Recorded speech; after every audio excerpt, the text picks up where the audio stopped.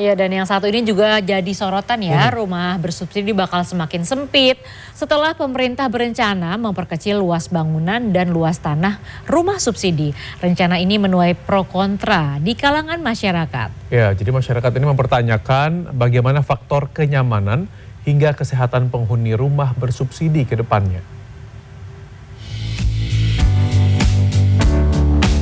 Kementerian Perumahan dan Kawasan Permukiman berencana memperkecil luas bangunan rumah subsidi menjadi 18-36 meter persegi dan luas tanah menjadi 25-200 meter persegi.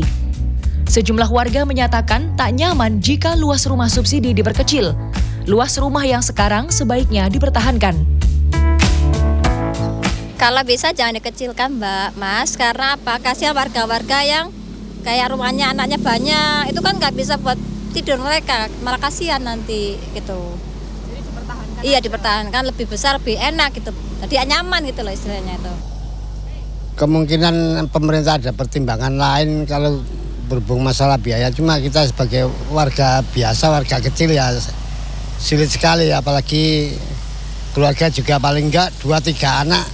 Kasihan masih paling besar masih SMP gitu. Yang paling kecil masih TK. Kasihan loh. Ya kurang nyaman, kurang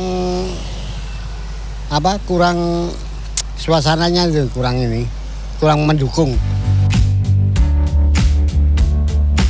Jika luas bangunan dan tanah dipaksakan untuk dikurangi, arsitek menyebut ada beberapa strategi desain, misalnya menggunakan konsep open plan atau membuat beberapa ruangan dalam rumah menjadi sebuah ruangan tanpa adanya dinding pemisah. Kondisi rumah subsidi dengan luas bangunan 22 meter persegi dan luas tanah 60 meter persegi seperti ini. Ada 1 kamar tidur, 1 kamar mandi, dan sisa tanah. Jika luas bangunannya menjadi 18 meter persegi dan luas tanah 25 meter persegi, arsitek mengatakan ada beberapa strategi desain.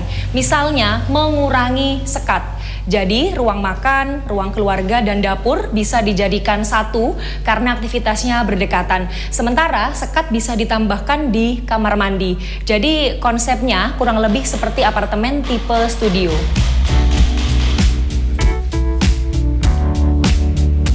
Dalam perspektif pemerintah, mengecilkan luasan rumah subsidi bisa menghemat biaya dan menghasilkan rumah yang lebih banyak.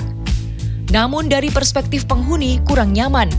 Jika didasarkan pada kebutuhan ruang per individu yaitu 9 meter persegi, ukuran rumah itu terbatas untuk 2 orang. Selain kurang nyaman, juga akan mempengaruhi aspek kesehatan, misalnya akses pencahayaan alami dan udara yang terbatas. Menurut saya, memang kondisi ideal di masing-masing daerah itu berbeda. Karena apa? Menyangkut daya beli masyarakat yang berbeda, menyangkut harga tanah yang berbeda, menyangkut harga material yang berbeda, maupun harga upah yang berbeda. Tapi kalau targetnya pemenuhan defisit rumah, menurut saya itu sah-sah saja dan itu nanti mungkin akan disesuaikan. Jadi mungkin itu, karena apa? Rumah merupakan kebutuhan primer daripada orang tinggal menyewa atau di rumah rusun. Jadi lebih baik mungkin punya rumah sendiri, mungkin itu. Lukman menambahkan, nantinya dimensi rumah akan disesuaikan dan dinilai masih layak huni. Kanza Tamarindora, Miki Peresia, Gresik, Jawa Timur.